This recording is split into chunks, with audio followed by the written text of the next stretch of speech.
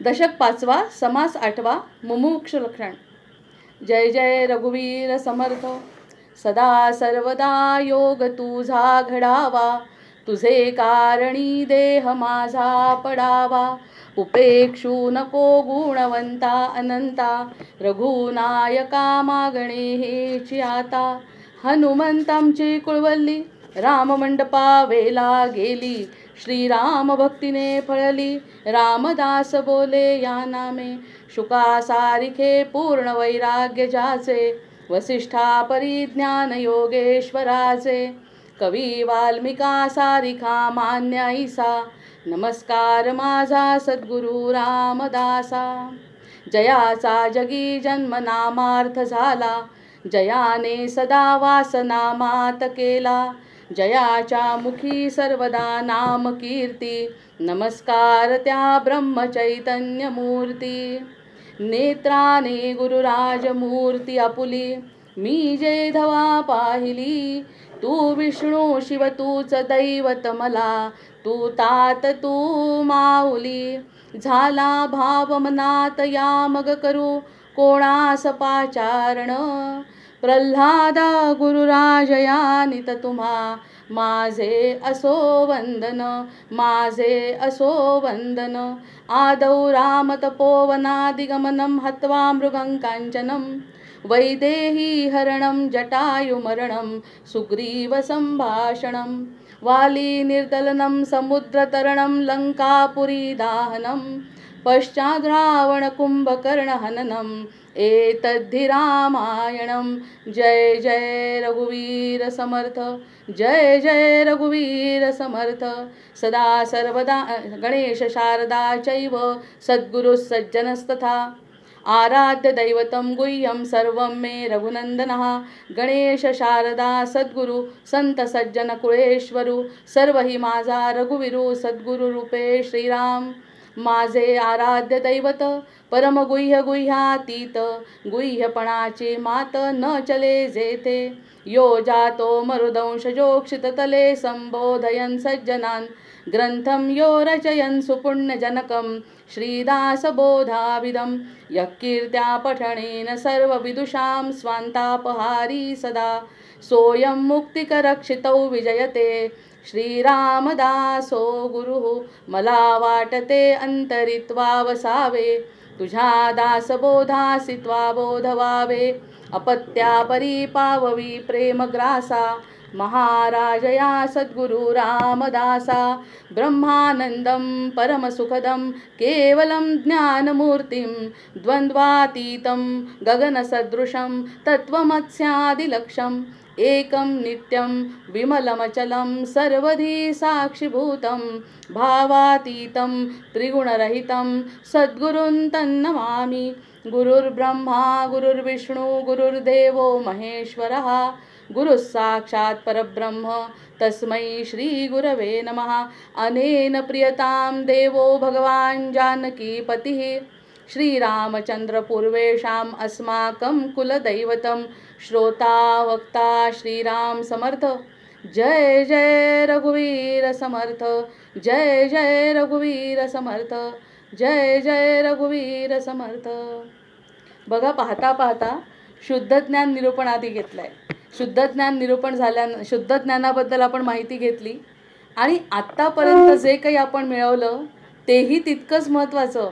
ते आपल्या ऐहिक जीवनासाठी आवश्यक असलेलं तत्त्वज्ञान, जे काही आपल्याला आवश्यक असलेले शिक्षण, ज्याला आपण आता ज्ञानापेक्षा शिक्षण म्हणू, तेही ज्ञानच आहे, ज्ञानाचाच प्रकार आहे, पण आपण त्याला शिक्षण म्हणू. कारण त्या शिक्षणाचा उपयोग त्यांचे जे शिकवणारे आहेत ते गुरु आहेत आणि या हे जे ज्ञान घेणारे आहेत ते सद्गुरू आहेत. म्हणजे हा प्रत्येक वेळी आपल्याला दोन भाग आपल्याला स्पष्ट केले पाहिजे. मग आत्तापर्यंत जे घेतलं आपण ते जे शिक्षण आहे, त्या शिक्षणानंतर एक वेळ जसं आपण म्हटलं आरंभबिंदू, नंतर मध्यबिंदू आणि आता मध्यबिंदूवर जर स्थिर झालं तर ते स्थिर होण्यासाठी शुद्ध ज्ञानाची गरज आहे. शुद्ध ज्ञान कोणतं? की शुद्ध ज्ञानावर जर विचार करायचा असेल तर फक्त एकतर देवाचं किंवा आपलं, या व्यतिरिक्त तिसरं काही ज्ञान शुद्ध ज्ञानामध्ये परमार्थामध्ये मोडत नाही. मी तो आणि तो मी ह्याच्यावरती आपल्याला बुद्धी स्थिर करायला पाहिजे. आणि प्रत्यक्षात असा जर विचार आपण केला ना, तर हीच गोष्ट सगळ्यात कठीण आहे. कारण जे दृश्य जगामध्ये दिसतच नाही, ज्या दृश्य जगामध्ये जे दिसतं आणि दृश्य जगामध्ये ते दिसत नाही, पुन्हा दोन भाग आहे. दिसत असल्यावर विश्वास बसतो आणि विश्वास तो बुद्धीला बसतो. मग बुद्धीला जेव्हा ते पटतं तेव्हा हृदयाला काहीही वाटलं तरीसुद्धा बुद्धी त्याला म्हणत असते, दिसतंय का तसं? ते जाणवणं सोडून दे, त्याला काय प्रूफ आहे आपल्याजवळ? जे दिसतंय ते खरं आहे असं सारखं जे द्वंद्व चाललं आहे बुद्धीचं आणि हृदयाचं, त्यावरती आता हे शुद्ध ज्ञान झाल्यानंतर आणि बद्ध लक्षण कळल्यानंतर समर्थांच्या कृपेने आपण त्यावरती स्थिर होऊ की आधीचं हे जे ज्ञान आहे ते शिक्षण आहे आणि आता जे आपल्याला घ्यायचं आहे आपल्या कल्याणासाठी ते शुद्ध ज्ञान आहे. ह्यावरती एकदा मती स्थिर झाल्यानंतर मग आता आपल्याला मुमुक्ष लक्षणं या समासामध्ये समर्थ सांगतायत. आत्तापर्यंत जे नाही ते सुद्धा खूप आवडलं, कारण बद्ध लक्षणामध्ये आपण जे होतो प्रत्यक्षामध्ये हा जो खरा अनुभव घेतला आहे बद्धाचा, पण तो अनुभवामध्ये एक फरक पडला बघा. समर्थांनी सांगण्यापर्यंत, समर्थांचा दासबोध हातात येईपर्यंत फरक हा होता की आपण ते होतो हे कळत होतं, पण कळत होतं त्यावरती काम करण्याची गरज आहे ह्याच्यावरती आपली मती स्थिर होत नव्हती आणि अजूनही झाली असं म्हणता येत नाही. पण आपण तुझ्या दासबोधासी त्वा बोध व्हावे म्हणत असताना नुसतं दासबोध मध्ये लक्ष न देता, शब्दांकडे लक्ष न देता प्रत्येक वेळी त्यांची मनापासून प्रार्थना करायची आणि कृतज्ञ मी कृतार्थ मी असं म्हणत म्हणत आनंदोत्सवामध्ये सहभागी व्हायचं. आता खरं आनंदोत्सवाला सुरुवात झाली आहे, समाधानाला सुरुवात झाली आहे असा विचार करून समर्थ वचनांवरती विश्वास ठेवून मग ते शुद्ध ज्ञानाचं जे बीज आहे ते बद्ध लक्षण पार करण्यासाठी कारणीभूत ठरेल. म्हणजे ह्या ज्या संकल्पना आहे बद्ध लक्षण वगैरे, या सगळ्या संकल्पना आपल्याला पटल्या आणि आता त्या पटल्यानंतर त्यावरती विचार आपण केल्यानंतर, निजध्यासन केल्यानंतर, आत्मपरीक्षण केल्यानंतर, याच्यावरती विचार करून जर आपल्या वृत्तीमध्ये बदल झाला आणि आपली वृत्ती जर त्याप्रमाणे वागू इच्छित असेल तर ती समर्थांची कृपा म्हणायला हरकत नाही. आणि मग ते शुद्ध ज्ञानाचे जे बीज आहे ते आपल्या या हृदयामध्ये जे आहे ते अंकुर फुटतात. त्याला मुळामध्ये आपण चांगलंच आहोत, मुळामध्ये आपण ईश्वराचे अंश आहोत. याच्याहून जास्त मोठं काय मिळेल आपल्याला प्रूफ की आपल्याला ते मुळात आहे, फक्त त्याला उगवायची गरज आहे.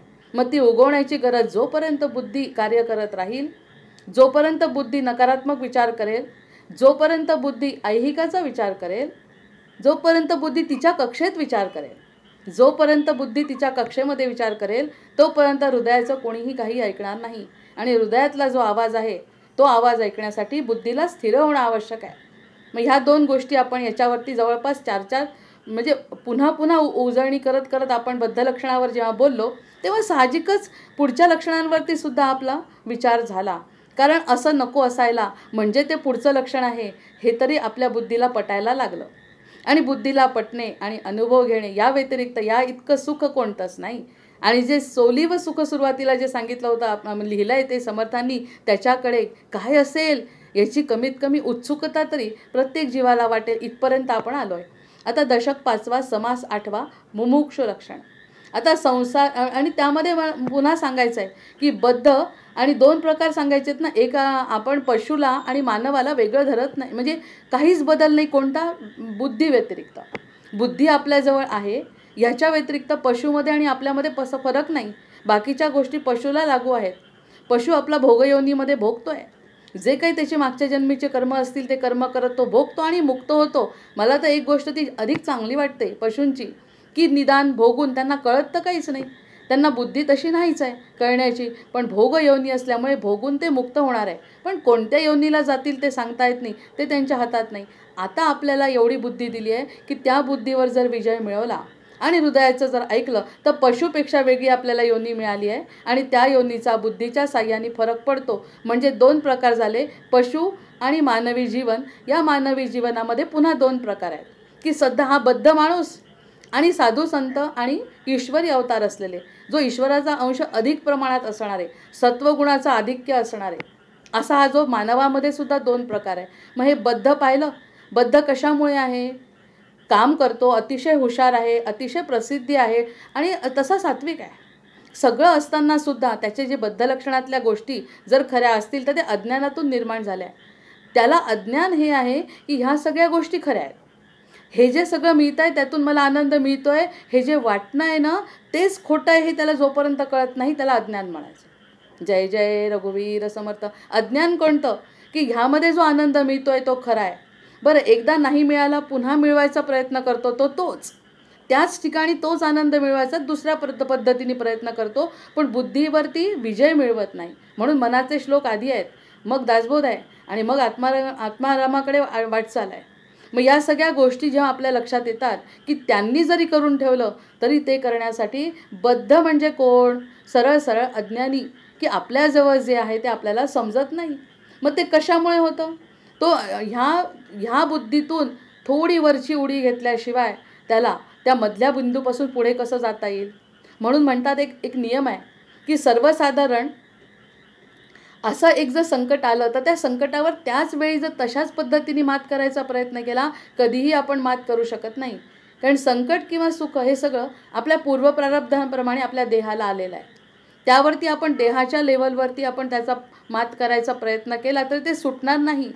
जोपर्यंत देहबुद्धीतून बाहेर पडून परमात्म्याचं स्वरूप जोपर्यंत कळत नाही, आत्मसाक्षात्कार व्हावा, प्रकृतीचा खेळ कळावा, आत्मसाक्षात्कार व्हावा, ब्रह्माचा खेळ कळावा. मग ह्या सगळ्या गोष्टी जेव्हा आपण विचार करू तेव्हा ह्या सगळ्या गोष्टी दुय्यम ठरतील. दुय्यम खाली ठेवल्याशिवाय संकटावर मात करता येणार नाही. संकटावर संकटाच्याच पद्धतीने मात करायचं ठरवलं तर ते संकट जाणार नाही. आता जाईल, पुन्हा आ बसून उभे राहील. म्हणजे आपण म्हणतो एखादा डॉक्टर असतो, तो डॉक्टर म्हणतो मला खूप, पेशंटनी जर म्हटलं मला खूप त्रास होतो, वरवरची इंजेक्शन देऊन आणि वरवरचे उपचार करून जर त्याला वापस पाठवलं तो 7-8 दिवस बरा राहील आणि 7-8 दिवसांनी पुन्हा डॉक्टरांकडे येईल, मला तो त्रास पुन्हा होतो आहे. मग ते म्हणतात तुला क्लिनिकल ॲम्प्युटेशन, म्हणजे पूर्ण जर तुला काढायचं असेल तर मला काहीतरी त्याच्यावरती सर्जरी करावी लागेल आणि तुला मोठा उपाय करावा लागेल. तो थोडा त्रास होईल त्या गोष्टीचा तुला, पण ते दुःख तुला पुन्हा येणार नाही, ती जखम तुला पुन्हा त्रास देणार नाही. असं जसं आपण व्यवहारात पाहतो तसं पूर्णपणे त्या संकटाचा निराश करायचं असेल.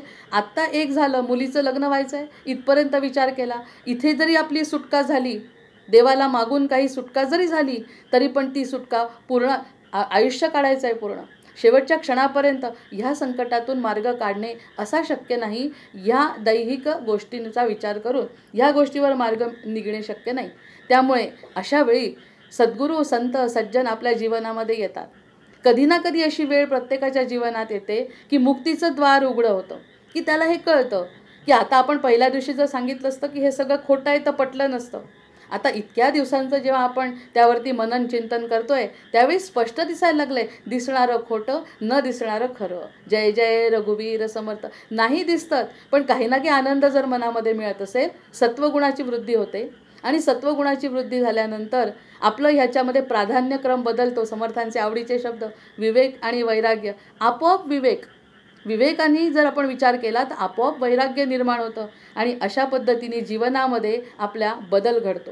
आणि असा बदल आत्मज्ञानाची तळमळ, आपण स्वगुण परीक्षेमध्ये आत्मज्ञानाची तळमळ म्हणण्यापेक्षा आपण देव कोण आहे याची तळमळ आपण बघितली. हा मूळ स्वभाव आहे. मग जर तो मूळ स्वभाव नसता ना तर ह्या दुःखातच माणूस होरपळत राहिला असता. जर तो नैसर्गिक दिला नसता तर, म्हणजे देवानी सगळी व्यवस्था करून ठेवली आहे. सगळं आधी जाताना सांगितलं तुला असं वागायचं आहे, गेल्यानंतर संकट दिल्यावर सुद्धा सांगितलं मूळ स्वरूपात जा. मूळ स्वरूपात झाल्याशिवाय तुझी तळमळ दूर होणार नाही. माझं सोड, तू स्वतःला ओळख आधी. तुला स्वतःला ओळखण्याची जी इच्छा आहे, जी तळमळ आहे ती नैसर्गिक आहे म्हणतात. त्या नैसर्गिक तळमळीचा आपण फायदा घेतला पाहिजे. आणि हे जे साधू असतात ते साधू संत सज्जन सगळे चांगले लोक आपल्या जीवनामध्ये येतात आणि या गोष्टीची जाणीव करून देतात. एका संकटातून निघशील रे तुझ्या प्रयत्नांनी आणि तुझ्या साधनेनी, पण संपूर्ण आयुष्याचं जर कल्याण करायचं असेल, तुझ्या जीवनाचा अर्थ जर तुला कळून घ्यायचा असेल तर सद्गुरूंची शरणागती झाल्याशिवाय तुला ते प्राप्त होणार नाही. आणि सद्गुरूंचे चरण पकडले की त्यानंतर जी काही तुझी अवस्था होईल ती परमानंदाची असणार आहे याची ग्वाही मी देतो. म्हणून आपण त्या अमृतकणामध्ये सुरुवातीला मी लिहिलं पण होतं की काय भाव ते मजला जीव का व्याकुळ होतो व्याकुळ जीव. जेव्हा व्याकुळ जीव होतो तेव्हा ती जमीन आपण म्हणतो सुपीक झाली.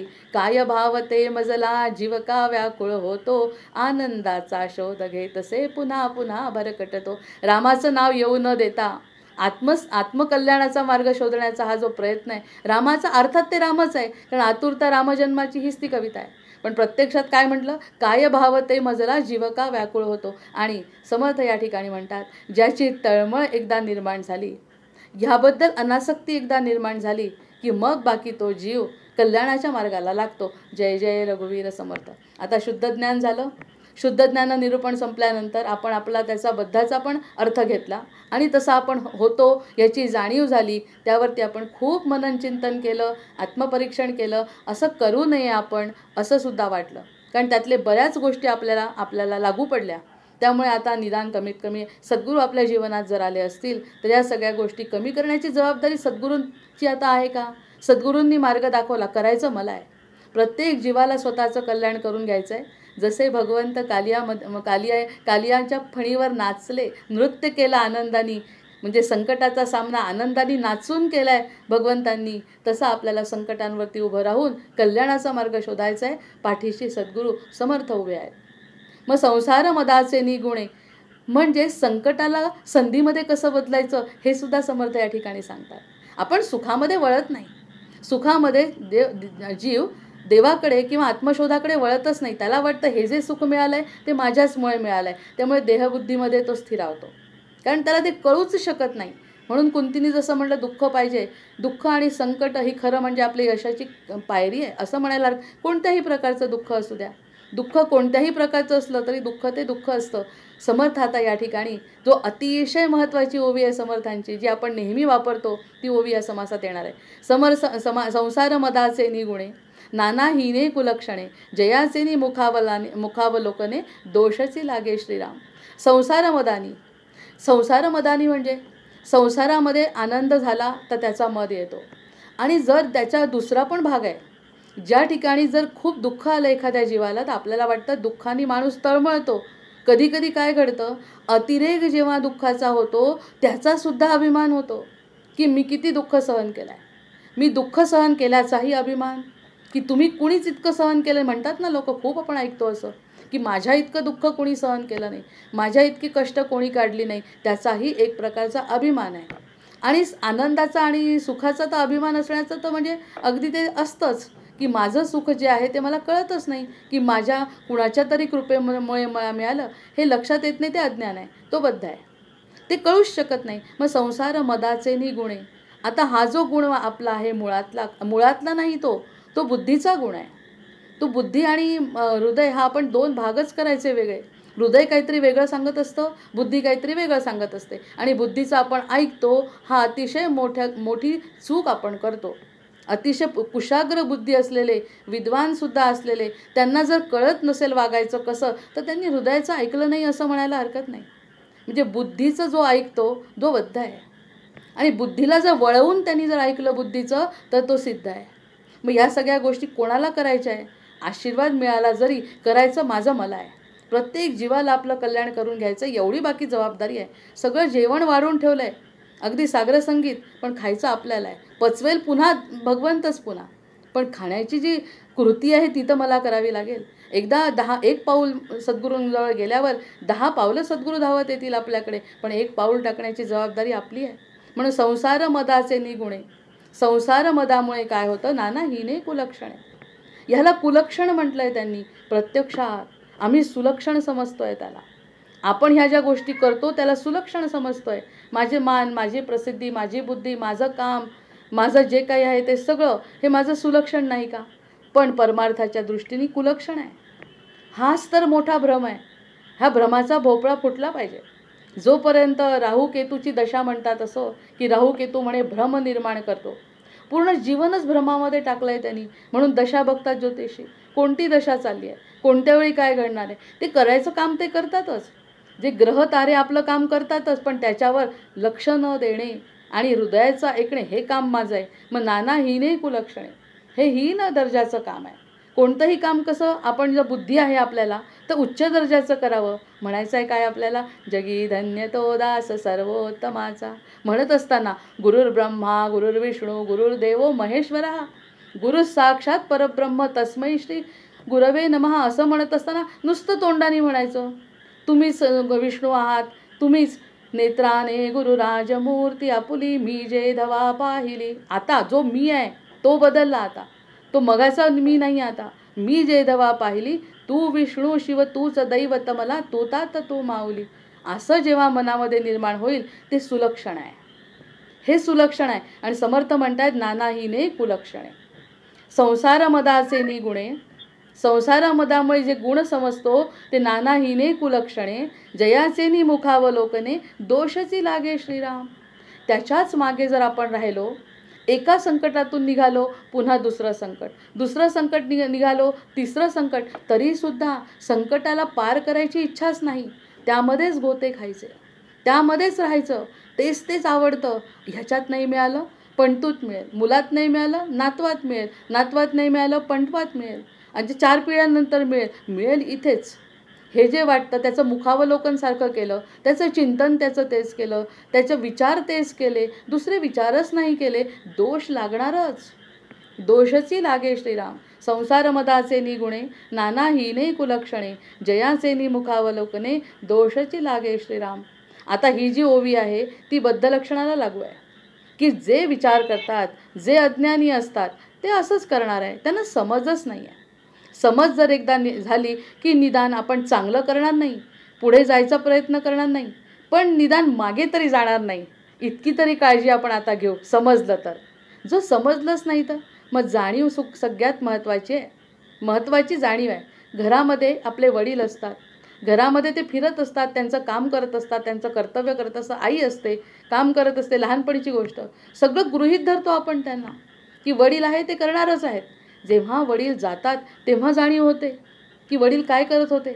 एखादी गोष्ट घरामध्ये आपोआप जेव्हा घडते तेव्हा समजत नाही, आणि ती गोष्टीचा विरह जेव्हा होतो, जी गोष्ट आपल्या जीवनातून निघून जाते किंवा दुसरीकडे जातात, काही होतं, तेव्हा बाकी जाणीव होते. मग जाणीव झाल्यावरची जी भावना आहे ती समर्थांना अपेक्षित आहे, की जाणीव झाल्यानंतर मग तो दोष राहत नाही. आणि ते समजत नसल्यामुळे ते सगळं आपल्याला आता क्षमा झाली आहे. का क्षमा झाली आहे? कारण आता आपल्याला ते समजायला, म्हणजे जे होतं ते मी अज्ञानात केलं आहे, आणि त्याचा दोष आपण म्हटलं ना की चंद्रावर जसा दोष आहे तसा ब्रह्मांनासुद्धा तो कलंक गालबोट आहेच ना. आपला जन्मच मुळात अज्ञानातून झाला आहे. म्हणजे अज्ञानातून झाल्यावर जर खरंच एखादा जीव ज्ञानाकडे तळमळत असेल तर तो ते समर्थांचं लाडकं लेकरू म्हणावं लागेल. अन्यथा हा नियमच आहे की असंच जगायचं आहे. दिसतं दृश्य जगाकडे बघत बघत आपण जगतो, हा नियम आहे. त्या नियमाचा अपवाद आपण ठरणार आहे कुणामुळे? समर्थ कृपेनी, सद्गुरु कृपेनी. हे महत्त्वाचं आहे. संसार मदाचे निगुणे, नानाहीने कुलक्षणे, जयाचे निमुखावलोकने, दोषची लागे श्रीराम. याच्याचकडे बघत राहिलो तर दोष लागणार आहे. ऐसा प्राणी जो का बद्ध, संसारी वर्तता अबद्ध, तयास प्राप्त झाला खेद, काळांतरी श्रीराम. आवडली ही ओवी. आता असा ऐसा प्राणी जो का बद्ध, असा जो बद्ध प्राणी आहे म्हणजे आपण, म्हणजे आनंद करायला हरकत नाही. आता पुढच्या ओळीमध्ये काय म्हणतात मग, समर्थांनी म्हणजे आपला अगदी बारीक निरीक्षण केलं आहे आणि त्याचा आनंद झाला पाहिजे आपल्याला. कसं? ऐसा प्राणी जो का बद्ध जो आहे तो संसारी वर्तता अबद्ध. आता संसारी वर्तत होता, तयास प्राप्त झाला खेद. जेव्हा तो त्या ठिकाणी संसारामध्ये हा पण नियम आपल्याला लागू होतो. संसारामध्ये जेव्हा जगत असतो तेव्हा चांगले वाईट अनुभव त्याला येतात. मग वाईट अनुभव जास्त आले किंवा सतत वाईट अनुभव यायला लागले किंवा सतत उदासीनता यायला लागली की सतत आपली कमतरता कुणाला जाणवत नाही असं जेव्हा जाणवायला लागलं, किंवा काही ना काही जीवनामध्ये असं घडलं की ज्यामुळे याचं स्वतःचं जीवनातलं अस्तित्व कमी झालं. होतं की नाही असं? म्हणजे आईचं सुद्धा जीवन आहे, काही दिवसांनी आईलासुद्धा थोडं मागे जावं लागतं. मग हे सगळं जर जीवनाचा काळाप्रमाणे बदलणारा नियम आहे, तो जर झाला तयास प्राप्त झाला खेद. त्यामुळे त्या जीवाला खेद प्राप्त होतो. आतापर्यंतचं दुःख होतं, आपण जे संसार दुःखामध्ये होरपळत होतो ते दुःख आहे संसाराचं, की माझं हे झालं नाही, माझं शरीर चांगलं नाही, मला पैसा नाही, मला बुद्धी नाही, किंवा इतरांची प्रगती होती आहे माझी होत नाही. हे दुःख आहे, हे दुःखाचं स्वरूप आहे. एखाद्याचा वियोग होतो ते दुःख आहे संसाराचं. पण या ठिकाणी समर्थ म्हणतात आहे त्याला खेद झाला. आता कसं औदासीन्य आलं, इतकं केलं, कमीत कमी 30-40 वर्ष माझा संसार चालला आहे, किती कष्ट केले, अगदी बैलासारखे ओझं वाहिलं, काबाड कष्ट केले, प्रत्येकाला जीव लावला, आणि असं घडेल असं नाही म्हणत आहे. समर्थांना हे म्हणायचं आहे की ते म्हणतात आहे की त्याला खेद प्राप्त होतो आणि व्हायला पाहिजे. मग काय वाईट आहे खेद प्राप्त झाला तर? खेद प्राप्त होतो तर आपल्याला वाटतं आपलं दुःख वाढलं. खेद प्राप्त झाला काळांतरी, काही दिवसांनी त्याला खेद प्राप्त होतो, असा आपल्याला झाला का? असा आपल्याला झाला तर बद्ध लक्षणाच्या पुढची गोष्ट आहे. आता जर खेद नाही प्राप्त झाला, दुःखामध्ये होरपळतच राहिला, तर खरंच पुढची काही गोष्ट शक्य आहे का? होरपळत राहिला, ह्या दुःखातून दुसऱ्या दुःखामध्ये उडी मारायची, पुन्हा विषय वासना तीच. मागे एकदा ते जेव्हा जडभरताची जेव्हा गोष्ट, एवढा ज्ञानी, ह्याच्यासारखा ज्ञानसंपन्न व्यक्ती, ऋषितुल्य व्यक्ती, तो काही वाईट गोष्टीत अडकला नाही. चांगल्याच दृष्टीने सत्वगुणानेच तो अडकला आहे. पण तो अडकलाच ना. पण मग त्याला खेद प्राप्त झाला, अरे आपलं खूप चुकलं. हा खेद जोपर्यंत ज्याला प्राप्त होत नाही, किंवा जाणीव किंवा खेद, या दोन्ही गोष्टी आपण वापरू शकतो विरोधार्थी. की जसं बद्ध आणि मानवी ह्याचं दोन गोष्टी सांगितल्या, पशु आणि मानवी, तशाच दोन गोष्टी. पुन्हा जाणीव झाली आणि खेद झाला तर विचार करा 2 मिनटं. खेद म्हणजे काय म्हणायचं आहे समर्थांना या ठिकाणी? की या ठिकाणी खेद म्हणजे दुःखाच्या वरची सीमा आहे, की या ठिकाणी माझं आता काही चालत नाही. दुसरा पर्याय, या दुःखावर माझं काही चालत नाही. दुसरी गोष्ट, दुसऱ्याचं कुणाचं तरी चालतं, दुसरं कोणाचं तरी हक्क आहे, त्याचं जीवन वेगळं, आपलं जीवन वेगळं, म्हणजे देहबुद्धीचा द्वैत भाव आला की ह्या देहाशी संबंधित जे काय आहे ना, ते दुःख वेगळं आहे. हा थोडं चिंतन करायचं, तेव्हा कुठे खेद प्राप्त होईल. आता मी काही करू शकत नाही, आता या ठिकाणी जे काही आलंय माझ्यासमोर ते मी काही करू शकत नाही. आणि दुसरा एखादा गोड शिष्य असेल समर्थांचा लाडका, तर माझी इच्छाच नाही असं करायची, ह्यामध्ये बदल करण्याची माझी इच्छा नाही. कारण मला आता संसाराचा खेद निर्माण झाला आहे, संसाराचा म्हणजे, आणि आता मला जीवनाचा खरा अर्थ समजला पाहिजे, त्याची तळमळ आहे. काय भावते मजला जीवका व्याकुळ होतो, आनंदाचा शोध घेत असे पुन्हा पुन्हा तळमळ. ह्या सगळ्या गोष्टी केल्यावर हा खेदातला फरक समजा. जोपर्यंत खेद निर्माण होणार नाही, जोपर्यंत जाणीव निर्माण होणार नाही, तोपर्यंत आपण काही करणार नाही. जाणीव निर्माण करण्याचं काम आपले समर्थांचे सद्गुरूंचे पाय निश्चित करतात. पण आपलं डोकं ठेवलं पाहिजे. पुन्हा एक कृती आहेच. एक कृती कोणती? आपलं डोकं सद्गुरूंच्या पायावर, आणि नुसतं गुरुर ब्रह्मा गुरुर विष्णू म्हणून चालणार नाही आहे. त्या ठिकाणी समर्थांची कृपा पात्र होण्यासाठी सत्शिष्य समासामध्ये ऐकलं आहे की सत्शिष्य कोणता आणि सद्गुरू कोणते. सद्गुरू पण विशेष आहेत आणि सत्शिष्यही विशेष आहे. ही विशेषता जोपर्यंत येत नाही, सत्पात्र जोपर्यंत होत नाही, तोपर्यंत हा खेदच निर्माण होत नाही. जय जय रघुवीर समर्थ. आता खेद निर्माण आवश्यक आहे ना. याच्यात अतिशय महत्त्वाची ओवी आली आहे. ऐसा प्राणी जो का बद्ध, संसारी वर्तता अबद्ध, तयास प्राप्त झाला खेद, काळांतरी श्रीराम. काळांतराने होतो. आपण असा अर्थ काढू, वेळ जशी आली आपली त्याप्रमाणे आपल्या जीवनामध्ये हा बदल, खेदाचा बदल. आम्ही एकदा लहानपणी असं ऐकलं होतं की जर एखादी गोष्ट वाईटातून चांगल्याकडे, एखाद्याला त्रास झाला आणि संकट पडलं, आणि जर तो समर्थांच्या दासबोधावर येऊन पडला, आणि समर्थांचा दासबोध जर हातात आला, तर ते संकट वाईट कसं म्हणायचं? ते संकट वाईट कसं म्हणायचं? संकटामुळेच तर तो दासबोध हातात पडला, संकटामुळेच तर सद्गुरूंकडे पाय ओढल्या गेले. मग असं असेल तेव्हा खेद प्राप्त झाला. कशाचा? आता औदासीन्य आणि खेदमध्येही फरक आहे. औदासीन्य कसं, मी काहीच करू शकत नाही, आता काही अर्थ नाही जीवनात, माझं काय चालतंय आता, असा औदासीन्य अपेक्षित नाही. ह्यावरती माझा हक्क नाही. हे जे सगळं चाललंय दैहिक, त्याच्यावरती माझा हक्क नाही. बाकी दुसरं काही करण्यासाठी, मग काय करायचं मी दुसरं सुखाचा शोध घेण्यासाठी, तो खेद आहे. आता मला ना संसाराचं काही वाटत नाही, मुमुक्षुकडे चाललोय ना आपण, मला संसाराचं वाटत नाही, पण पुढे काय आहे ते समजत नाही, म्हणून खेद आहे. खेद हा म्हणजे दुःखाची निवृत्ती झाली. दुःखाची निवृत्ती कशी झाली? की हे दुःख खरं नाही, मानलं जीवानी, मानतो कधी कधी आपण की दुःखाची निवृत्ती झाली. ही एकच पद्धत झाली. जय जय रघुवीर समर्थ.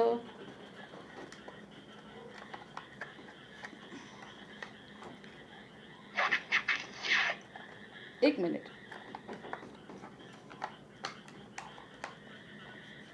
तो बटनच दिसत नाही. हां, या ठिकाणी असं म्हटलं आहे त्यांनी की दुःख निवृत्ती बरेचदा होऊ शकते की नाही. जर एखाद्याने आपल्याला समजावून सांगितलं की याच्यावरती आपला भार नाही आता, तर आपल्याला दुःख निवृत्ती झाली. पण या पाळण्यासारखं घ्यायचं. आपला जो पाळणा असतो सर्कसमधला, त्या बाया जशा खेळ करतात की त्या येतात एकीकडून आल्यानंतर जर दुसरीने पकडलं नाही तर सुटतो ना तो. ती पाळण्यावरती खेळ करणारी मुलगी सुटून जाते. ती मुलगी खाली पडणार नाही का. तसं होतं आहे आपलं अवस्था की खेद निर्माण झाला, दुःख निवृत्ती झाली, पण सुखाची प्राप्ती काय आहे आणि पुढे काय आहे अंधार. जसं आत्ता आपल्याकडे अंधार झाला लाईट गेल्यामुळे, तसं की हे पुढे काय आम्हाला कळत नाही. ती अवस्था खेदाची आहे. कोणती अवस्था तर खेदाची? उदासीनता नाही आणि दुःख तर नाहीच नाही. आता एखाद्याला दुःख असतं म्हणजे एखाद्याला जर खूप मोठा आघात झाला, तो त्यातून बाहेर पडू इच्छित नाही. तो म्हणतो याच्यातून आज नाही उद्या 5 वर्षांनी मी बाहेर पडीन, म्हणजे खेद नाही झाला अजून त्याला. तो खेदाकडे वळवायचा आहे आपल्याला. खेदाकडे वळवायचं असेल तर काय करावं लागेल? सगळ्यात महत्त्वाची गोष्ट आहे की सद्गुरूंवरती विश्वास, सद्गुरू वचनांवरती विश्वास, समर्थांवरती विश्वास. असं जर घडलं तर हे जरी मी सोडलं तरी पुढे अधिक चांगलं मिळण्याची शक्यता आहे, याची आपल्याला ग्वाही वाटते. तो मुमुक्षुचा मार्ग आहे.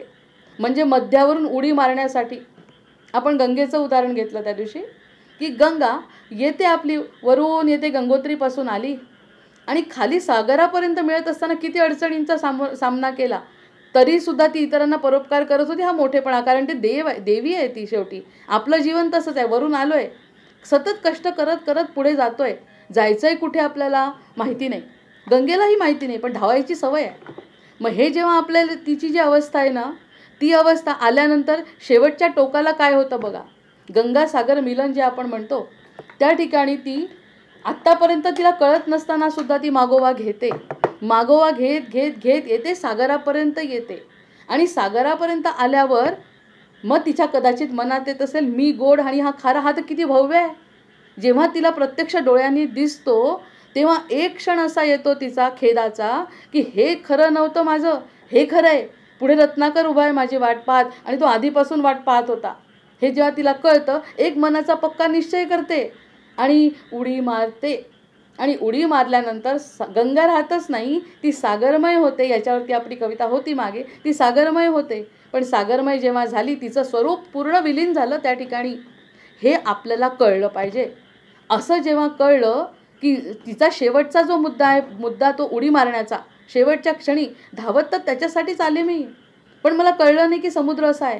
कारण समुद्र कुठे बघितला होता, गंगोत्रीपासून आल्यावर समुद्राचं कुठे दर्शन आहे. पण जेव्हा दर्शनापर्यंत येते तेव्हा तिला ते प्रचंड स्वरूप जेव्हा दिसतं, तेव्हा ती एक क्षणाचा पक्का निश्चय करते आणि धाडकन उडी मारते. तेव्हा कुठे गंगा सागर मिलन घडतं. असंच जीवाशिवाचं मिलन नाही का? आपल्याला दिसतच नाही. आपण करतोय तळमळ. आधी संसारासाठी केली आणि संसारासाठी म्हणजे वाईट यांनी केलीच नाही. आपल्या जीवनाला जे कर्तव्य आहे ते कर्तव्य केलं, ठेचकाळलो. कधी सुख मिळालं, कधी दुःख मिळालं, पण तरीही खेद निर्माण झाला नाही. आता खेद निर्माण होणार आहे सद्गुरूंच्या कृपेने. औदासीन्य नाही, खेद निर्माण झाला. मला काय खेद निर्माण झाला? हे वाईट आहे, हे खरं नाही, याच्यामध्ये रमला, आपला वेळ वाया गेला. असं जेव्हा आपण म्हटलं तेव्हा पुढे काहीतरी चांगलं असण्याची शक्यता सद्गुरूंच्या कृपेने पटली.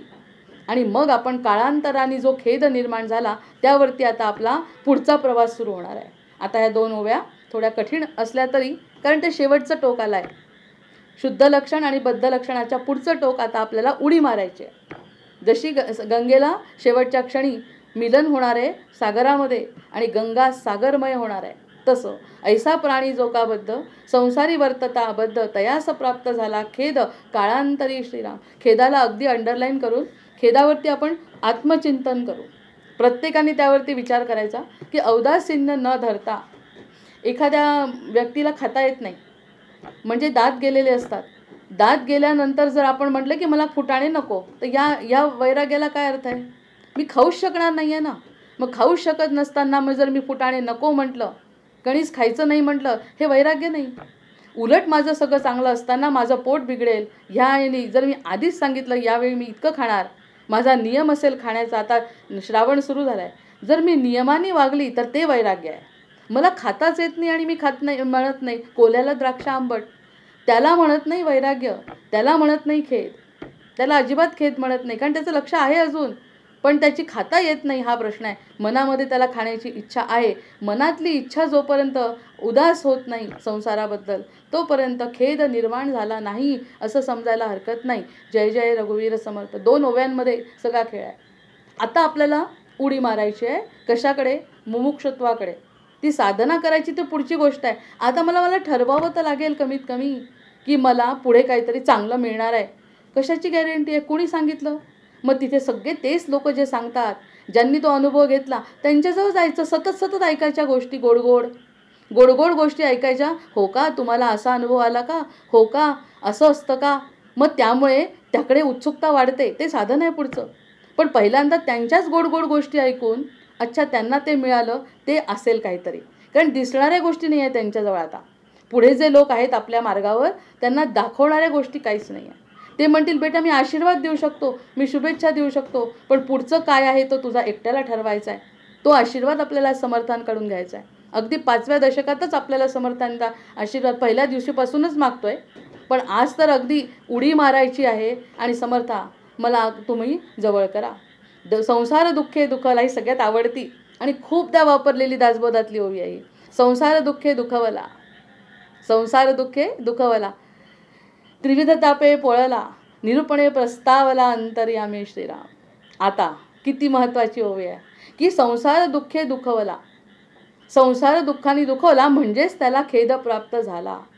विचार करू, एखाद्या गोष्टीत आपल्याला अडचण आली तर ती अडचण आली तरीसुद्धा आपण संसार वाईट आहे म्हणतो का? नाही.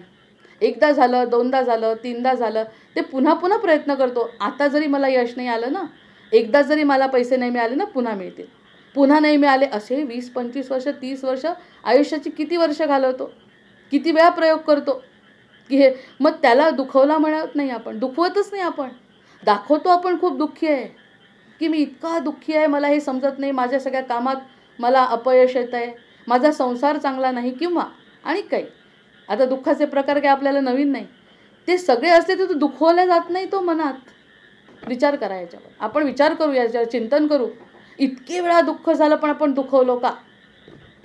आपण त्याच्यात सुखच मानतो. आज नाही मिळालं उद्या मिळेल, उद्या नाही मिळालं परवा मिळेल, पण ह्याच्यातच सुख आहे. हे अज्ञान आहे. हे आपल्याला बद्ध लक्षणामध्ये सांगितलं आहे की ह्यामध्येच त्याचा पाठपुरावा करत ह्याचं कारण काय? जर आपण प्रत्यक्ष एकमेकांशी बोलत असतो तर याचं कारण सगळ्यांनी सांगितलं असतं. आपली बुद्धी म्हणते याच्यात नाही तर पुन्हा मिळतं. असं काय झालं? एकदा अपयश आलं तर काय झालं? आणि पुढे काय ठेवलं आहे तुझ्यासाठी? सद्गुरू जे काय म्हणतात ते काय देणार आहे का तुला काही? असं जी बुद्धी पटवते ना, त्याच्यावरती मात करायची आहे. म्हणून संसार दुःखे दुःखवला. जर खरा दुखवला गेला असेल तर त्याच्यात 2 भाग होतात पुन्हा. जर तो दुखवला गेला खरा तर तो आत्महत्या करतो, आणि नाही तर सद्गुरूंकडे जातो आणि आत्महत्यारा म्हटलंय. जो हृदयाचं ऐकत नाही त्याला आत्महत्यारा म्हटलंय. जीव देवो किंवा न देवो तो आत्महत्यारा आहे असं समर्थांनी कालच म्हटलंय. आता या ठिकाणी संसार दुःखे दुखवला तर 2 गोष्टी होतात. निराश होतो, नाही तर अति आनंदी होतो. आपल्याला निराशाकडे जायचं नाही. आपल्याला निराशेकडे न जाता, कारण आपल्याला सद्गुरू सापडले आहे. त्याच्यामुळे संसार दुःखे दुखवला, त्रिविध तापे पोळला. त्रिविध तापे, कशाला नरकांपर्यंत जायचं आहे? पुराणामध्ये नरकांची सगळी कल्पना दिली. आपण ऐकतो आणि घाबरतो आणि खरं नाही असं म्हणतो. कधीच कोणत्या गोष्टीवर विश्वास ठेवत नाही आपण. पण प्रत्यक्षात आपण जे आत्ता दुःख भोगतोय ते नरकापेक्षा वेगळं आहे का? आणि अगदी वैयक्तिकही विचार केला, प्रत्येकाने विचार केला. एखादा कॅन्सरचा रुग्ण असतो, त्याच्या पोटाचा जो प्रॉब्लेम होतो, आणि त्यानंतर एखादा व्यक्ती आपण असा बघितलाय की ज्याच्या मुखातून विष्ठा बाहेर येते. मग हे नरक नाही का? म्हणजे हा एकाची गोष्ट नाही, त्रिविध तापाने पोळलाय. त्याच्यात दोष आहे असं म्हणत नाही कोणी, पण त्रिविध ताप आहे, मग तो नरक आहे. आणि जर याच संसारामध्ये सगळं काही घडत असताना समर्थांसारखे ना आपल्या सद्गुरूंसारखे आनंदात आणि समाधानात राहणारे लोक बघितले की तो स्वर्ग आहे. जय जय रघुवीर समर्थ. म्हणजे स्वर्ग आणि नरक या कल्पना आहे मनाच्या. मग ते पुराणातली वांगी खोटी आहे म्हणण्यापेक्षा अनुभव सिद्ध लोकांजवळ जा ना. म्हणून आपण म्हणतो सद्गुरूंचे पाय धरा. सद्गुरूंचे पाय धरल्याशिवाय हे ज्ञान आपल्या मनामध्ये उतरतच नाही. आपली बुद्धी उतरूच देत नाही. आपली बुद्धीच आपली शत्रू आहे. ह्याच्यावरती आपल्याला काम करावं लागणार आहे. आणि असं काम जो करतो तो दुखवला म्हणायचं. आणि दुखवून दुःखी नाही झाला, सुखी झाला. दुःख होऊन रात्री जर असा प्रसंग आला की वाईट आहे, काहीतरी चाललं, माझे सद्गुरू माझ्या पाठीशी आहे, डोळ्यात पाणी येत आहे भक्ताच्या, कारण त्यांनी उडी मारली आहे, गंगेनी मारली तशी. असा दुखवलेला व्यक्ती समर्थांना आवडतो असं म्हणायला हरकत नाही. जसे कुंतीने दुःख मागितलं तसा जो दुःखी असेल तोच भगवंताकडे येणार आहे. सुखात माणूस विसरतो भगवंताला, दुःखातही तर विसरतो, तर सुखात कसं नाही विसरणार? सुखात तर अहंकार असतो. मग संसार दुःखे दुखवला, त्रिविध तापे पोळला, निरूपणे प्रस्तावला, अंतर्यामी श्रीराम. आता निरूपण करून निरूपण म्हणजे बोलणे. जे अनुभव आले, कंटाळा आला, त्यामुळे पस्तावा आला की काय तेच चाललंय, किती वर्षांपासून माझे प्रयत्न आहे असं. आता काळांतरी बोलला तो. केव्हा बोलला? काळानी. त्याची वेळ जेव्हा आली ते काळांतरी बोलला तो. किती वर्ष गेले त्याच्यात. मग त्याला जाणवायला लागलं नाही याच्यात काही खरं नाही. असा जेव्हा तो पस्तावला, अंतर्यामी. मग आता कशाचा शोध लागला? अंतर्यामी पस्तावला. कोणी काही म्हटलं तरी फरक पडत नाही. मला माझं समजलंय, माझं कल्याण कशात आहे. माझं कल्याण ह्याच्यात नाही आहे, ह्याच्यावरती माझा अधिकारच नाही आहे. संसारामध्ये मी काही बदल करू शकत नाही आणि आता माझी करायची इच्छाही राहिली नाही. त्याला म्हणतात खेद. आता माझी इच्छाच नाही संसारामध्ये काही बदल करायची. माझी अशी वृत्ती राहिली नाही की माझ्यासाठी हे घडावं. देवाच्या दरबारात जायचं, देवाकडे जायचं आणि देवाला जर आपल्या सांसारिकच गोष्टी मागायच्या, आता माझी इच्छा राहिली नाही. कारण 3दा झालं, 4दा झालं, 5दा झालं, ते करून झालंय. आता सगळं पस्तावलो मी. आता मला यावरती चर्चा पण करायची नाही आणि मी अंतर्यामी आता काहीतरी वेगळं ठरवलं आहे. कोणाच्या भरोशावर ठरवलं आहे? संत सज्जनांच्या भरोशावर ठरवलं आहे. ते ज्या गोष्टी करतील ना, त्यांच्याच जवळ मला जायचं आहे, त्यांच्या पायाशी बसायचं आहे, त्यांचा हात माझ्या डोक्यावरती घ्यायचा आहे. जय जय रघुवीर समर्थ. असं नुसतं संसाराचंच होतं असं नाही. आपल्याला परमार्थामध्ये सुद्धा हे अनुभव ऐकायला मिळतात. आता नावं सांगायची गरज नाही, पण सगळे प्रकांड पंडित सद्गुरूंजवळ जेव्हा जातात तेव्हा ते म्हणतात की ज्ञान जास्त का भक्ती जास्त? तुमचा आशीर्वाद महत्त्वाचा की माझं ज्ञान महत्त्वाचं आहे? तर हा प्रश्नाचं उत्तर मला मिळालं पाहिजे असं म्हटलं आहे. मी ते उदाहरण सांगितलं होतं नावासकट. मला आत्ताच्या आत्ता उत्तर द्या. सद्गुरूंना विचारलं. सद्गुरू म्हणाले, इतका तू तावातावात विचारतोय, तुला काहीतरी विचारायचं आहे म्हणून विचारतोय, माझ्याजवळ येऊन तू शांत हो, छान झोप, आणि झोपल्यानंतर मी तुला सकाळी काकड्याच्या वेळी या सगळ्या प्रश्नांची उत्तरं देतो, ही ग्वाही माझी. हा असा आपला प्रत्येक जीव त्रास देतो की नाही सद्गुरून, आत्ता सांगा. सद्गुरू म्हणतात, रात्र जाऊ दे, मी तुला सांगतो. आणि काय घडलं चमत्कार, की जो प्रकांड पंडित होता त्याच्याजवळ सद्गुरू आले आणि त्याच्या पाठीवरून फक्त हात फिरवला, काही नाही केलं. रामाच्या समोर गेले आधी आणि त्याच्या पाठीवरून हात फिरवला आणि जाऊन झोपले निश्चिंत दोघंही जण. आणि ह्यांनाही झोप लागली, त्यांनाही झोप लागली. सद्गुरू काय ओळखत नाही हो आपल्या मनातलं, सगळं ओळखतात. आणि जेव्हा सकाळ झाली, काकड्याची वेळ झाली, महाराजांनी बोलवलं शिष्याला आणि म्हटलं, सांग तुझा काय प्रश्न आहे, मी तुझी वाट बघ. आणि मुख्य सगळे लोक जमले आहेत, तुझ्या एका प्रश्नावर सगळ्यांना उत्तर मिळणार आहे, तू बोल, तू प्रश्न विचार आणि मी तुझ्यासाठी थांबलो आहे. अक्षरशः लोळण घातली आहे पायावर, साष्टांग नमस्कार सद्गुरूंना. माझ्या मनातले प्रश्न संपले. हे कशाने झालं? रात्रीच्या हात फिरवण्यानी. डोक्यावरचा जो हात आहे, मस्तकावरचा हात, त्या गोष्टींनी घडले. ह्या आपण बघितलेल्या गोष्टी आहेत सगळ्या. मग असं जर घडत असेल, मग तो पस्तावणार नाही का या सगळ्या गोष्टींनी?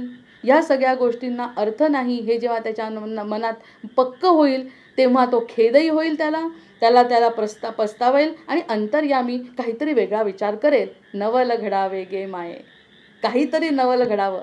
सगळे करतात तसं नाही करायचं. आता सगळ्यांना त्याच्यात आनंद वाटू दे. आत्तापर्यंत आपणही त्याच्यातच घेतला तो आनंद. आता खरा नाही हे मला अंतर्यामी पटलं. किती महत्त्वाची ओवी आहे. आता मला हे अंतर्यामी पटलं. आता या सगळ्या गोष्टीत माझा रसच राहिला नाही, मला वाटतच नाही. आणि वाटण्यावर तर सगळं आहे, विचारा इतकं देखणं काही नाही.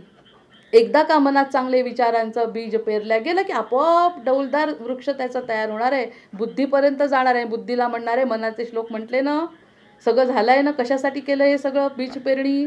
आपल्याला हे पटायला पाहिजे बेटा. आता मना सज्जना भक्ती पंथेची जावे, असं म्हणून मनाला पटवलंय समर्थांनी आधी. तू सज्जन आहे, मुळात आहे, पण तू थोडा वेड्यासारखा वागतो. तेवढं फक्त नको, म्हणजे तो निरूपणे प्रस्तावला अंतर्यामी श्रीराम, अंतर्यामी. आणि हा अंतर्यामी जो खेळ होतो तेच तर सूक्ष्म रूप आहे आपलं. पटलं का? पटलं काही की सूक्ष्म आणि स्थूल देहाबद्दल आपण जेव्हा बोलत असतो तर स्थूल देहाच्या गोष्टींनी आपण पस्तावलो आणि सूक्ष्म देहाकडे वळलो. अंतर्यामी म्हणजेच आपण आत्मस्वरूपाकडे वळलो. मग आत्मस्वरूपाला माहिती आहे की ह्या सगळ्या गोष्टी माझ्या महत्त्वाच्या नाही. आता मला कुणीतरी दुसऱ्यांनी हात दिलेला आहे, ते सद्गुरू माझ्या पाठीचे आहे. आता बाकी मी नवीन गोष्टी करायला तयार आहे ज्या आत्तापर्यंत केल्या नाही. आणि आपल्याला जन्माच्या वेळी तेच सांगितलं होतं देवानी, सोहम सोहम सोहम. जन्म झाल्यावर आपण कोहम कोहम कोहम म्हणलं. हे सगळं आठवतं आता त्याला. ज्याचा विसर पडला होता भ्रमानी ते आठवतं. हे काम सद्गुरू करतात. मूळ स्वरूपाची आठवण जशी आपल्या हनुमंतांना जांबुवंतांनी करून दिली तशी आठवण आपल्याला सद्गुरू करून देतात, जागे करतात आपल्या खाडकन आणि अंतर्यामी स्थिर करतात. आता अंतर्यामी स्थिर झाल्यावर कोणत्या गोष्टी घडतात की अंतर्यामी जर पक्क असेल की या गोष्टीशी माझा संबंध नाही असं जेव्हा म्हणतो तेव्हा सुख येवो की दुःख येवो माझा संबंध आता संपला, माझा संसाराशी संबंध संपला असं अंतर्यामी स्थिर. मग योगवसिष्ठामध्ये तेच सांगतायत रामांना की तुला जरी काही करावं लागलं, जरी लोकांचं दुःख तू पाहिलं तर ते वरवरचं समज, अंतरामध्ये स्थिर राहा. हे जेव्हा स्थिर राहिलं तेव्हा एवढं मोठे संकट करत असताना रामांच्या मुखावरचं स्मित कुठेही हललं नाही. याचं कारण वसिष्ठांनी पक्क करून ठेवलं होतं रामांच्या हृदयामध्ये, अंतर्यामी तू स्थिर राहा. आता होता तो परमात्म्याचा अनंत कोटी ब्रह्मांडाचा नायक, पण प्रत्यक्षात देहावतारामध्ये त्यांना असं समजावून सांगावं लागलं. आणि तो जो योग वसिष्ठ ग्रंथ वाचल्यानंतर, रामांचे प्रश्न ऐकल्यानंतर आपले आणि रामांचे प्रश्न वेगळे वाटतच नाही. आपण जे विचारतो तेच राम प्रश्न विचारतात आहे आणि वसिष्ठ उत्तर देत आहेत जसे समर्थ आपल्याला देत आहेत. जय जय रघुवीर समर्थ. हे जे परंपरागत चालू आहे ना, तो जो परंपरेचा मान आपल्याला मिळाला आहे तो, त्यासाठी आपण स्वतःला भाग्यवान समजायला पाहिजे. कृतार्थ मी. आता संसार दुःखे दुःखवला झालं, नंतर तो त्रिविध तापांनी पोळला झालं. आपण पोळलो, कदाचित पोळून आलो असं नाही, कदाचित सद्गुरूंची कृपा अचानक झाली, मागच्या जन्मीची पुण्याही कामाला आली आणि आपण जरा या बाबतीत विचार करू लागलो अंतर्यामी, तर अंतर्यामी आपले विचार स्थिर होतात. झाला प्रपंच उदास, मग त्यामुळे उदासीनता आली, प्रपंचामध्ये उदासीनता आली. मने घेतला विषय त्रास. आता कशाचा त्रास होत होता आत्तापर्यंत? विषय गोड वाटत होते, विषयामधून जे सुख मिळत होतं, खाताना सुख, पाहताना सुख, झोपताना सुख, नंतर मुलांमध्ये सुख, संसारामध्ये सुख, बुद्धीमध्ये सुख, शिकवता म्हणजे ह्या ज्या काही गोष्टी आपण करतो त्यामध्ये जे सुख मिळत होतं त्याचा त्रास वाटू लागला, विषयांचा त्रास वाटू लागला. हा फरक किती मोठा आहे. खरं म्हणजे यावरती 15 दिवस विचार करायला पाहिजे या सगळ्या गोष्टींवर. ह्या ज्या 3 ओव्या आहेत तिथून खरं जीवाचा आता कल्याणाकडे आपण खरंच वळणार आहे. त्यामुळे त्यांनी म्हटलं की त्याचा त्रास वाटू लागला. वाटणे आणि हृदयाचा गुण जो आहे ना त्याच्यावरती आता बुद्धी स्थिर आहे. हो, तू म्हणत होता ना, आता कधी कधी असं होतं खूप दिवसाची वाट बघत असो एखाद्या गोष्टीची आणि तीच गोष्ट समोर, हे हो अगदी मला असंच वाटत होतं बरं. आता तुझे म्हणत मी उगाच नाही ऐकलं तुझं, इतकी दिवसापासून तू सांगत होता याच्यात काही खरं नाही, मी ऐकलं नाही, आता मला खूप वाईट वाटतं. बुद्धी आणि हृदयाचा संवाद, बुद्धी आणि आत्तापर्यंत बुद्धी हवी आणि हृदय बिचारं ऐकणं ग ऐकत नाही. आणि बुद्धीचं आता काय झालं, माझं चुकलं. किती मोठा 180 डिग्रीचा फरक आहे. मनाचे श्लोक वाचून समर्थांची कृपा झाली तर ह्या सगळ्या गोष्टींचा अनुभव प्रत्येक जीव घेऊ शकतो म्हणतात. प्रत्येक जीव. झाला प्रपंच उदास, मने घेतला विषय त्रास, म्हणे आता पुरे सोस संसारीचा. जय जय रघुवीर सव. आता संसाराचा जो सोस केलाय मी आत्तापर्यंत तो पुरे झाला. संसार सोडला का? अजिबात संसार सोडला नाही. कोण सोडताय संसार? कुणी सोडत नाही. संसार करावा नेटका म्हटलंच आहे, संसार सोडायचंच नाही आहे. पण आता संसारीचा सोस जो होता तो सोस कमी झाला. हेच झालं पाहिजे, तेच झालं पाहिजे, झालं नाही तर ठीक आहे, झालं तरी ठीक आहे, अशा प्रकारची मनामध्ये वृत्ती जर निर्माण झाली म्हणजे या ठिकाणी सरळ सरळ बुद्धीला आपण हकलून लावलं आपल्या जीवनातून बुद्धीचा. मग आत्तापर्यंत आपल्याला कशाचा मान होता, म्हणजे कशाचा सन्मान करत होतो, मी हुशार आहे, मला ज्ञान आहे. आणि ती ज्ञान असलेली बुद्धी आपल्या हृदयाला समर्पित झाली, जसे भीष्म झाले आहेत कृष्णाला. म्हणतात मी इतका पराक्रमी, पण माझ्या मनातून देवा तुमचं अखंड ज्ञान कधी गेलंच नाही, तुम्ही समोर या. आणि समोर आल्यानंतर त्यांनी सांगितलं, माझ्या मुलीचं लग्न लागलं आहे तुमच्याशी. तर ते म्हणाले, मुलीचं? तू तर अखंड ब्रह्मचारी, हेच तर तुझं वैशिष्ट्य आहे भीष्मा. तर ते म्हणाले, माझी बुद्धी म्हणजे माझी मुलगी कन्या, ती तुला अर्पण करतो, तेव्हा मी माझं शरीर सोडू शकतो, तोपर्यंत मी सोडू शकणार नाही. म्हणजे ज्या बुद्धीचा आपल्याला गर्व होता, ती बुद्धी शरण जायलाच पाहिजे आपल्या हृदयाला, अन्यथा कल्याण नाही. आणि आपण माज कशाचा करतो? मी तर म्हणते पैशाचाही करत नाही, लोकांचाही करत नाही. सगळ्यात जास्त मला काय वाटतं, माझ्या बुद्धीचाच मी जास्त माज करते. आणि त्या म्हणून समर्थांनी मनाचे श्लोक शिकवले आहे. आधी मनाचे श्लोक शिकवले, मनाला बदलवायचा प्रयत्न केला, तरी नाही बदललं. दासबोधामध्ये उदाहरणं दिली, वेगवेगळ्या प्रकारची उदाहरणं दिली की मनाच्या गोष्टी. आणि तीच बुद्धी बाकी जर श्रीकृष्णाला समर्पित केली तर विष्णू सहस्त्रनाम, आणि ते विष्णू सहस्त्रनाम आपल्याला तारतंय. अजूनही जीवाला तारण्यासाठी विष्णू सहस्त्रनामाची उत्पत्ती विश्वांकडून झाली. केव्हा? जेव्हा बुद्धी समर्पित, समोर भगवंत उभे आहेत आणि भगवंत उभे राहून स्वतःची बुद्धी म्हणजे मुलगी त्यांना समर्पित केली आणि विष्णू सहस्त्रनामाची प्राप्ती झाली आपल्याला, जीवाच्या कल्याणाला. आणि त्या विष्णू सहस्त्रनामामुळे प्रत्येक जीव तरतोय. मग इतकी मोठी गोष्ट असल्या म्हणजे कशाचा त्रास होता खरा? संसाराचा होता का? नाही. संसार तर आजही आहे. आजही कौरव पांडवांचं युद्ध होतं तेव्हा होतंच, पण आता फरक काय आहे की आता भगवंताला बुद्धी समर्पित पहिलेपासून होती, ते भक्तच होते मुळातच. पण तो क्षण महत्त्वाचा जो सांगायचा आहे आपल्याला, गंगासागर जसा सांगितला तसा भीष्म आणि याचा संवाद सांगतोय आपण, की ज्या ठिकाणी बुद्धी, ज्याचा मला सगळ्यात जास्त मान आणि गर्व आहे, तेच मला द्यावं लागणार आहे. नाही तर आपण देतो, आपले 2,000 रुपये दिले महाराजांच्या सोहळ्यासाठी, 5,000 रुपये दिले खोली बांधण्यासाठी, 1,00,000 रुपये दिले एखादी माझ्या नावाने, ह्याची महाराजांना गरज नाही. ते म्हणतात तुझी बुद्धी मला दे, स्वतःचा विचार करायचा नाही. तेव्हा कुठे झाला प्रपंच उदास. आणि ह्या उदास होत असताना जर आनंद होत असेल तर, कारण आता आपण 5-10 वेळा प्रयोग किती वेळा केले आपल्या आयुष्यात आपल्याला माहिती नाही, की संसारात खूप प्रयोग केले आपण वेगवेगळ्या पद्धतीने, पण उदास नाही झालो. संसाराबद्दल उदासीनता नव्हती. मने घेतला विषय त्रास, म्हणे आता पुरे सोस संसारीचा. आता मनापासून म्हणतोय संसाराचा सोस मला नको आहे. आपल्याला जो दुःखाचा त्रास होतो, रामांना सद्गुणाचा सुद्धा त्रास झाला. म्हणजे त्यांना कशाचं वाईट वाटलं की हे जे लोक आहेत ना, हे सगळे अज्ञानात आहेत. म्हणजे त्यांचा त्रास वेगळा, पण दुःखाचा प्रकार जरी असला तरी दुःखच होतं रामांना, जसं आपल्याला आहे. ते म्हणाले, इतकं सगळं असून सुद्धा सगळं चांगलं करून आपल्यासारखं राज्य नाही, तरी लोकांना त्रास आहे, उदास आहेत, ज्ञान नाही त्यांना कोणत्याच प्रकारचं, ह्याचा त्रास म्हणे त्यांना. म्हणजे याचं दुःख. मग तेव्हा वसिष्ठांनी सांगितलं, प्रत्येकजण आपल्या कर्माप्रमाणे येतो, आपण आपलं कर्म उत्तम करायचं, त्यांच्या दुःखाने दुःखी व्हायचं नाही आणि कुणाच्याही आपल्या सुखाने सुखी व्हायचं नाही. असं जेव्हा वसिष्ठांनी सांगितलं तेव्हा रामांना स्थिरता आली. असं नररूपाचं वर्णन आहे प्रत्येक. आणि त्यांचा धर्म, राम म्हणजे धर्म, राम म्हणजे कर्म. मग ही राम म्हणजे नीती, किती बोलायचं रामांवर. मग त्या असा राम निर्माण झाला जेव्हा नररूपात जेव्हा आले, तेव्हा समजावून सांगितलंय वसिष्ठांनी त्यांना. प्रश्न आपलेच आहे.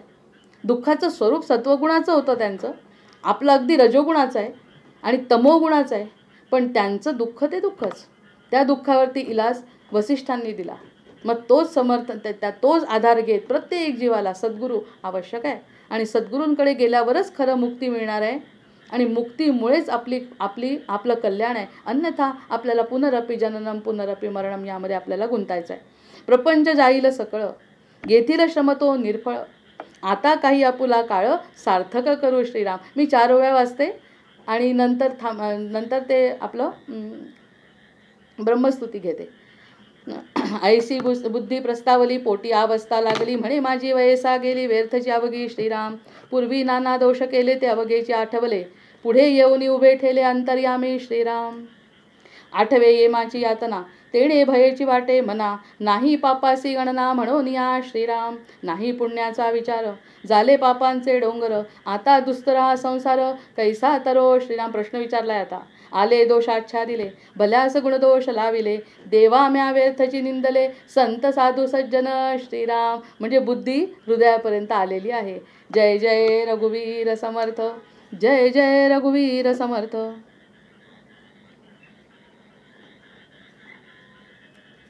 दादा घेताय का? हो घेतोय. जय जय रघुवीर समर्थ, जय जय रघुवीर समर्थ. झाले साधनाचे फळ, संसार झाला सफळ. गुण ब्रह्म ते निश्चळ, अंतरी बिंबले श्रीराम. हिशेब झाला मायेचा, झाला निवाडा तत्वांचा. साध्य होता साधनाचा ठाव नाही श्रीराम. स्वप्न जे देखिले, ते जागृतीस उडाले. सहजची अनिर्वाच्य झाले, बोलता नये श्रीराम. ऐसे विवेके जाणावे, प्रत्यये गुणेची पाळावे. जन्म मृत्यूच्या नावे शून्याकार श्रीराम. भक्ताचे स्वाभिमानी कृपा केली दाशरथीने. समर्थ कृपेची वचने तो हा दास बोल श्रीराम. 20 दशक दास बोध, श्रवणाद्वारे घेता शोध. मनन करत्यास विशद, परमार्थ होतो श्रीराम. 20 दशक 200 समाज, साधके पाहावे सावकाश. विवरता विशेष विशेष, कळू लागे श्रीराम. ग्रंथाचे करावे स्तवन, स्तवनाचे काय प्रयोजन. येथे प्रत्ययाच कारण, प्रत्ययो पहावा श्रीराम. देहे तव पाचा भूतांचा, करता आत्मा ते तिचा. आणि कवित्व प्रकार मनुष्याचा, कशावरुणी श्रीराम. सकळ करणे जगदीशाचे, आणि कवित्वचे काय मनुष्याचे. ऐशा अप्रमाण बोलण्याचे, काय न्याये श्रीराम.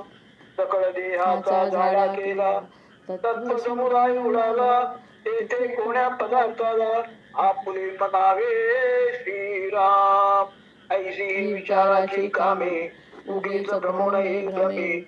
जगदीश्वरे अनुमे, सकळ केले श्रीराम. जय जय रघुवीर समर्थ, जय जय रघुवीर समर्थ. वंदे देवं विष्णुं समर्थ, वंदे देवं विष्णुमशेषस्थितिहेतुं. त्वामध्यात्मज्ञानविरन्तर्हृदि भाव्यं.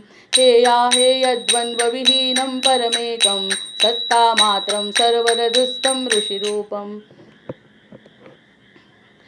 प्राणापानौ निश्चय बुद्ध्या रुधिरुद्ध्वा, चित्वा सर्वसंशयबन्धं विषयौगान्. पश्यन्तीशं यङ्गतमोहायतयस्तं, वन्दे रामं रत्नकिरीटं रविभासं. मायातीतं माधवमाद्यं जगदादिं, मानातीतं मोहविनाशं मुनिवन्द्यं. योगिद्धेयं योगविधानं परिपूर्णं, वन्दे रामं रञ्जितलोकं रमणीयम्. भावाभाव प्रत्ययहीनं भवमुख्यै, योगासक्तिर्अर्चितपादाम्बुजयुग्मं. नित्यं शुद्धं बुद्धिमनन्तं प्रणवाख्यं, वन्दे रामं वीरमशेषासुरधावम्. त्वं मे नाथो नातीतकार्याखिलकारी, मानातीतो माधवरूपोऽखिलधारी. भक्त्यागम्यो भावितरूपो भवहारी, भोगाभ्यासैर्भावितचेतः सहचारी. त्वामद्यन्तं लोकततीनां परमीशं, लोकानां नौ लौकिकमानैरुदिगम्यं.